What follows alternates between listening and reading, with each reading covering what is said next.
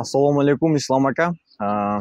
Кооператив мүчөлөрүнүн картошка алуу жана эгүү боюнча сизге суроолору бар экен эле, ошолорго жооп берип койсоңуз. Биринчи сурообуз: эмне үчүн Кара Суу районунун ылдыйкы зоналарында жана Араван районунда картошка үрөнүн өстүрүүгө болбойт? Алейкум ассалам, Мурат. Бул картошка өзү бир чоң тема да. Бүгүнкү күндөгү чоң тема бул картошка үрөнү. Ушул картошка үрөнүн даярдоодо атайын эреже бар. Деңиз деңгээлинен 1800 метрден жогору жерлердеги картошка үрөндөрү өтө сапаттуу даярдалат. Ошол максатта жогорку зоналарда картошка үрөндөрү даярдалат. Бул зоналар ылдыйкы зона болгондугуна байланыштуу күндүн ысыгына бул жакшы сапаттуу үрөн даярданганга болбойт. Ал жерде өсүмдүк бити жок, вирустар ташыбайт, ошондуктан жогорку зоналарда картошка үрөндөрү даярдалат. Чоң рахмат. Кийинки сурообуз: картошка үрөндөрүн кайсыл жерден жана кайсыл убакта алса болот? Эң жакшы суроо. Ушул картошка, айрыкча ушу эрте бышуучу картошкаларды үрөндөрүн алууда фермерлерибиз кыйналышып атат. Биринчи, картошка үрөнүн күзүндө алыш керек. Себеби о эрте жазда эгилет. Күз мезгилинде, бул октябрь, ноябрдын башында алыш керек. Экинчи, ошонун атайын кооперативге кайрылыш керек. Араван районунда Араван агросервис кооперативы уюшулган, ушу картошка үрөндөрү менен мүчөлөрдү камсыз кылуу максатында. Кара Суу районунда Золото долина кооперативы уюшулган. Бүгүнкү күндө, мына азыр июнда отурсак, июндан баштап уже мобилизация кетти картошка үрөндөрдү эмдиги жылкыга алганга.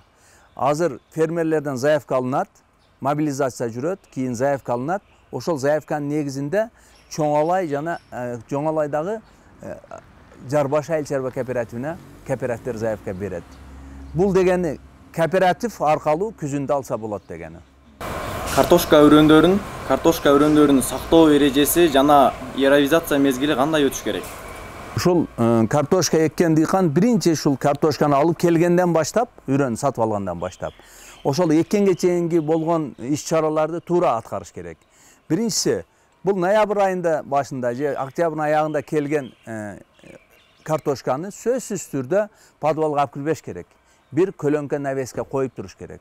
Анын пайдасы мындай болот. Биринчиден чала була күндүн нуру тиет, ал кичине көгөрсө, анын иммунитети күчөйөт. Экинчиси, ал жерде эрте подвалга алып кирип койсо, ал мезгилде ысык болот да, болбойт.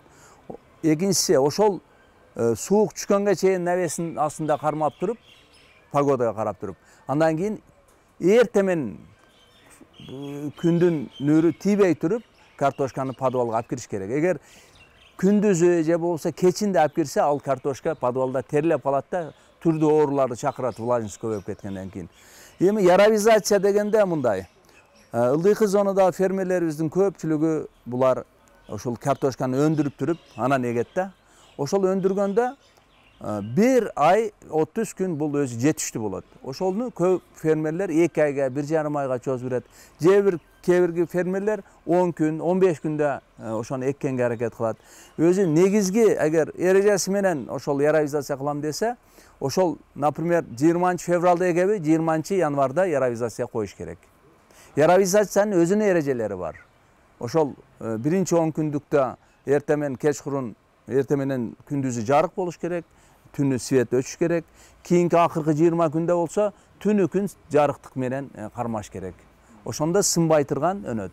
Эми кийинки сурообуз: эрте жана орто пушар картошкалардын жерлерин кантип жана кайсыл убакта эмне кылып даярдаш керек? Ошолорго жооп берип койсоңуз. Бул да жакшы суроо. Ушул картошкага жер даярдаганда көп фермерлер адашып калып атат. Жазында даярдап, же болбосо күзүндө даярдаганда дагы толук эрежелерин кармабай даярдашып атат. Өзү эрежеси мындай болот. Эгер эрте бышар картошка эгем десе, сөзсүз түрдө күзүндө жерди даярдаш керек. Ал үчүн эмне кылыш керек? Биринчи ошол жерге керектүү кыкты салыш керек, айдаш керек. Андан кийин аммофосту салыш керек, же болбосо суперфос салыш керек. Анан жерди айдап, жөөгүн алып коюш керек күзүндө. Ошондо эрте жазда, февралда техника кире албай турган мезгилде булар негизинен кол менен эгишет да. Ошол нерсени даярдап алыш керек. Эгер жерди жакшы даярдабаса, эрте бышар картошка эккенде фермерлер кыйналып калат. Түшүмдүүлүк да азайып кетет. Анын чыгышыда дагы түрдүү көйгөйлөр болот. Анан ошол даярдалган жерде нымдык да жакшы болот. Эгер эрте жаз кичине кургак келип калса, сугарып чыгарып коётса, ооруларды чакырат бир канча. Ошондуктан мүмкүн болушунча картошка эккен дыйкандарга ушул күзүндө жерди даярдаганды биз кеңеш беребиз. Акыркы сурообуз эгүү ыкмалары жана мөөнөтү жөнүндө айтып берсеңиз.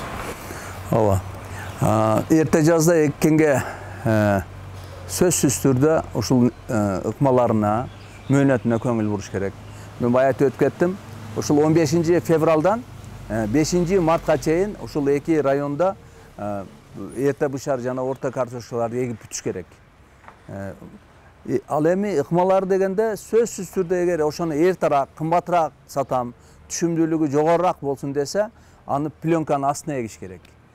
Пленканын астына эгилгенде бир канча көйгөйлөр дагы азаят, чечилет ошонун негизинде. Бул негизинен картошканын сортторуна байланыштуу. Кандай кылып эгиш керек? Ошол жерде кесип эккен дагы чоң мааниге. Эгер ривера деген картошка болсо, бул кесип эккенди жактырбайт. Анан влажностьту өтө жактырбайт. Ошолорго да маани бериш керек. Мурат, жакшы суроолорду бердиң.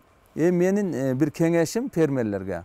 Азыркы күндөн кооперативде директорлоруна кайрылып, азыркы күндөн күзүндө канча картошка үрөнү алыш керек экенине заявка беришсин мүчөлөр бардыгы. Мен кайрылып кетем. Ушул мүчөлөргө азырдан заявка бериңиздер, анан күзүндөн баштап туруп жазда эге турган картошка жерлерин даярдаңыздар деген сунушту айтып кетем мүчөлөрүңүзгө. Рахмат көңүл бурганыңарга.